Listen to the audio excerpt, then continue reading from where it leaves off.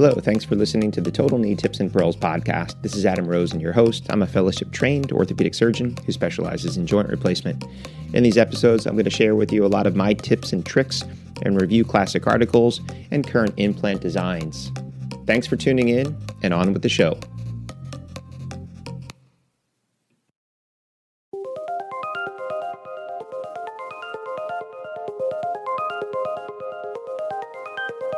Hello, welcome back. This is Adam Rosen, and you're listening to the Total Knee Tips and Pearls podcast. So in today's episode, I actually want to give you some information for the younger crowd.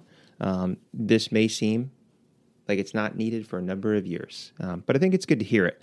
But for those of you that are coming towards the end of your training, I think it's really important, and that's the topic of finding a job. Just understand that most orthopedic surgeons in the first 2 years will change practices. I graduated a class of 4 out of my residency, and I was the only one that stayed at the place where I started. The other 3 guys all switched within the first couple of years, and a lot of times it's for many, many reasons. So, just understand that you're looking for that perfect job, but it may not be, and you may change.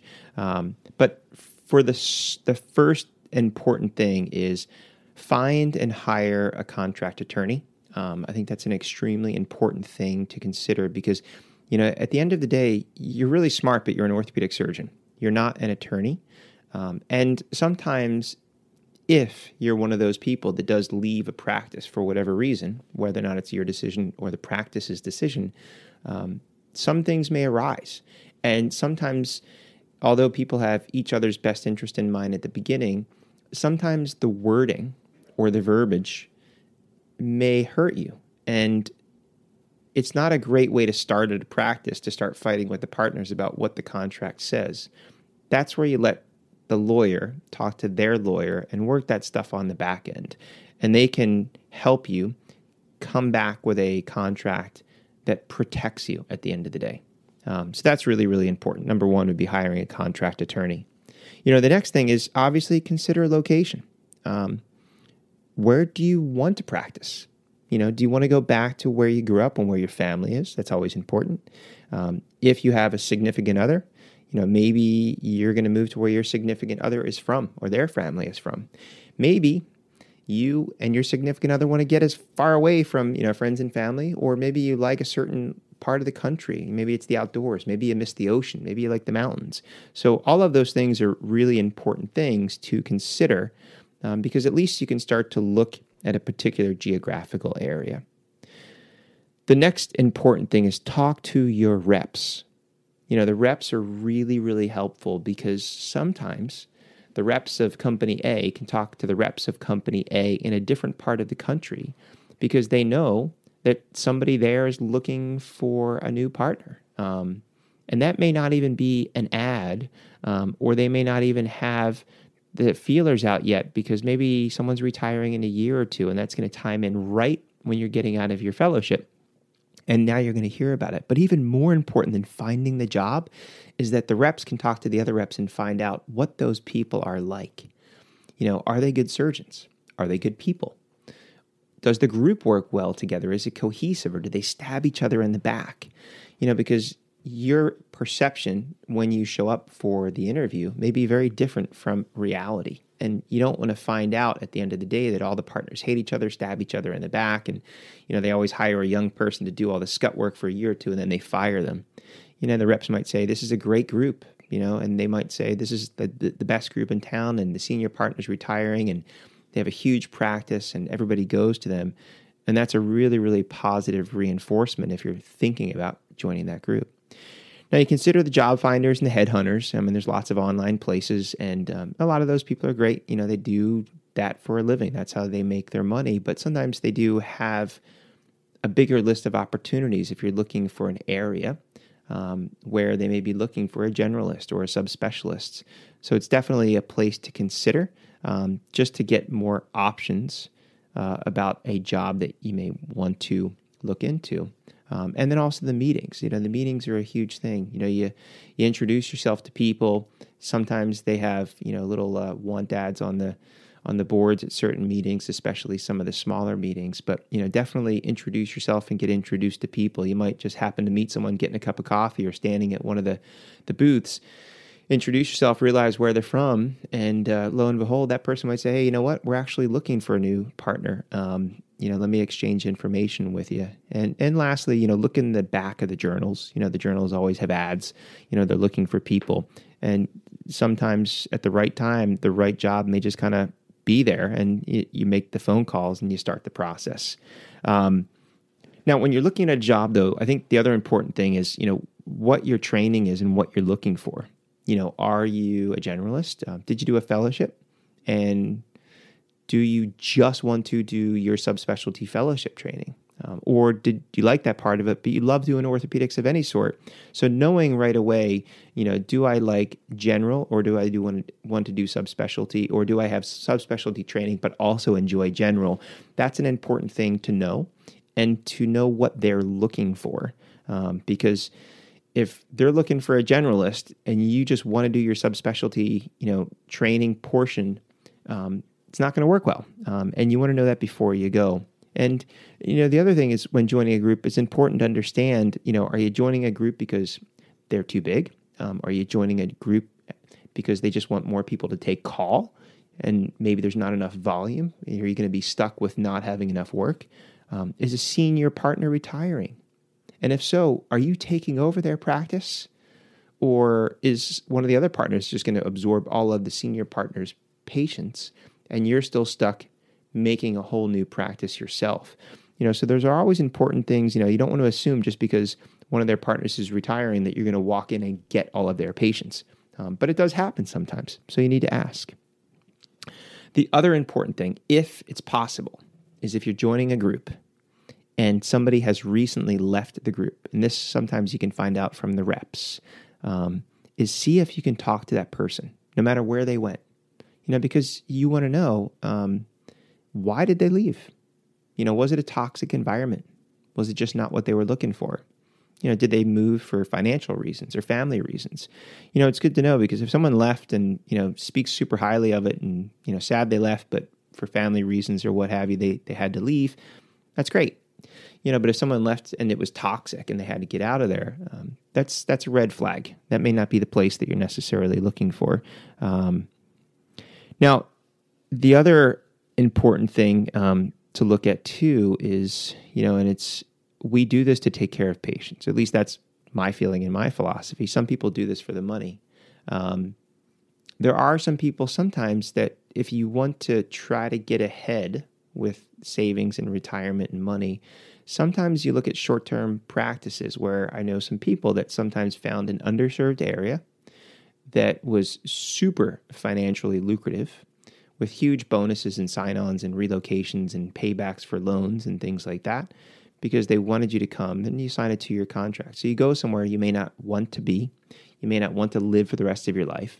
It may not necessarily be your super subspecialty practice that you're planning on doing for the majority of your career, but it may be a way to get in, see lots of patients, take care of a lot of people, make a whole boatload of money if you're, living in an area where the cost of living is really low and they're offering you a whole lot of money, and then take the money and then move on. So you've had basically 2 extra years of experience to help some underserved community, make a lot of money and move on. But sometimes, you plant roots in an area, just understand you may not leave. But that is a consideration for some people. So then, you get to the point where, okay, now you have an idea. Okay, you're looking at Group A or Group B. So you got to meet them. Really, really important. So you're going to meet them. In this world, you may actually do some of it digitally and virtually initially, but you got to go and you got to meet the people. You got to see the office. You got to hear, or at least, get a look at the hospitals and understand where you're going to be, who you're going to be working with, and what it's going to be like when you're there, to really have an understanding of what you're getting yourself into.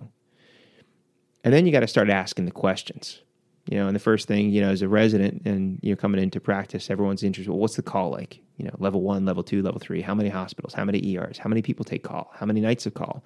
What's the call like?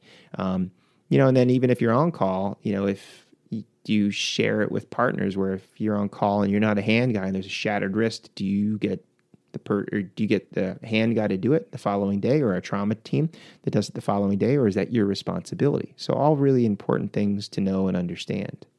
And then the business aspect. The business aspect is a huge, important part, because if you're joining a hospital, it's usually pretty cookie cutter. I mean, you're essentially an employee, and whether or not you get a salary or you're productivity based, it's usually pretty cut and dry. But if you're joining a private practice, there's a lot of questions that you need to ask and be aware of.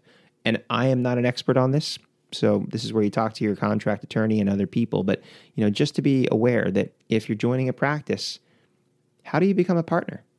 What's in their bylaws? How many years does it take to become a partner?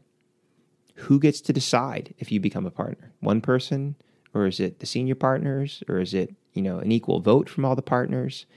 And then what is the buy-in? Do you have to pay a certain amount to become a partner?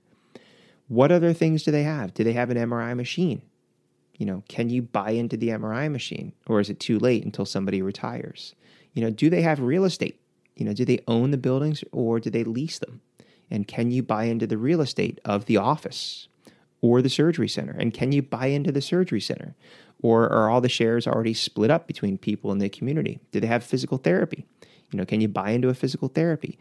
All of these things are different ways that you potentially can make money. So you need to know going in, not only can you, even if you're not sure, will you? How much would it cost? What percent can you buy? When can you buy into it? So all of those are important things. And then, as far as insurance, looking at who's responsible for the malpractice and who's responsible for the tail. If you leave, are you responsible for the tail, or are they? Or does it depend on why you left? If you were fired, maybe you're responsible. If you leave amicably, maybe it's for family reasons, maybe they're responsible. So you want to know that going forward. Most places may offer you some type of sign-on bonus or a moving bonus. So you want to kind of obviously ask about those things, but, most places may offer you a guarantee. So if you're coming in, you're fresh out of, training, you show up the first day, it's not like you have a full clinic typically. Sometimes you do, but they may offer you a guarantee. So what happens if, say, the guarantee's $250,000?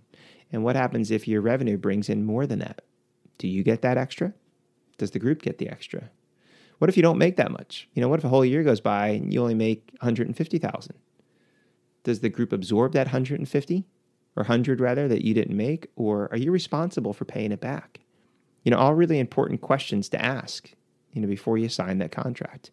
And this is where your contract attorney should help you walk through that aspect. But just understand that, a lot of stressors in life, and I think, a lot of surgeons, you stress about, getting into college, then you stress about getting into med school, then you stress about getting into an internship and a residency, and you stress about, getting into a fellowship, and maybe at that point you got married, had a kid, and now you're looking at practice and buying a house and moving. There's plenty of stressors, and this is just one of those things. So you want to be able to try to do your best to minimize that additional stress. And it's knowing the right questions. And again, I am not the expert, but I think it's really important to think about a lot of these little topics and make sure that you ask the appropriate questions. And again, don't be afraid to ask, because these are people that you're going to be friends and partners with, but at the same time, business is business. So you need to ask the hard questions. And that's where sometimes it's easier to have your lawyer ask their lawyer so you can get the answers that you need and not feel that you're creating a rift before you even sign the contract. So food for thought. You're all going to be looking for a job at some point, somewhere. So just keep this in mind, keep this list, and it's going to help you when the time comes to start looking for a job and trying to choose between one job and the other and making sure that you're making a wise decision. But just understand, the only constant in life is change. So if you get in a year or two down the road, it's not working out for whatever reason, find another job, move on, be happy, take care of yourself first. So I'm Adam Rosen. You've been listening to the Total Need Tips and Pearls podcast. Until next time, stay safe.